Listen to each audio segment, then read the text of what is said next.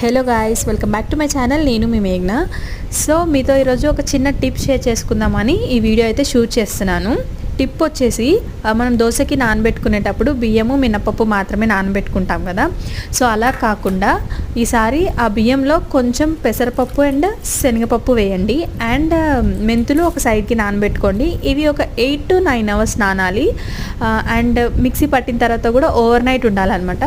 So అప్పుడు చాలా అంటే చాలా టేస్టీగా వస్తాయి అండ్ క్రిస్పీగా వస్తాయి. అంటే క్రిస్పీ అంటే మరీ క్రిస్పీగా ఉండవు అండ్ స్మూత్గా, అంటే కొంచెం స్మూత్గా క్రిస్పీగా చాలా టేస్టీగా ఉంటాయి అన్నమాట. సో ఈ టిప్ నచ్చితే లైక్ చేయండి, సబ్స్క్రైబ్ చేసుకోండి. ఈ టిప్ ఆల్రెడీ ఎవరికైనా ముందే తెలిస్తే కామెంట్ చేయండి. ఇది నాకు అత్తయ్య చెప్పారు. సో దట్ నేను మీతో షేర్ చేసుకుంటున్నాను అనమాట. ఇది అంటే తెలియని వారికి ఎవరికైనా యూజ్ అవుతుందని చెప్పేసి. సో నా వీడియోస్ ఎవరైనా సబ్స్క్రైబ్ చేసుకోకుండా చూస్తుంటే please do subscribe my channel. Thank you for watching. Bye.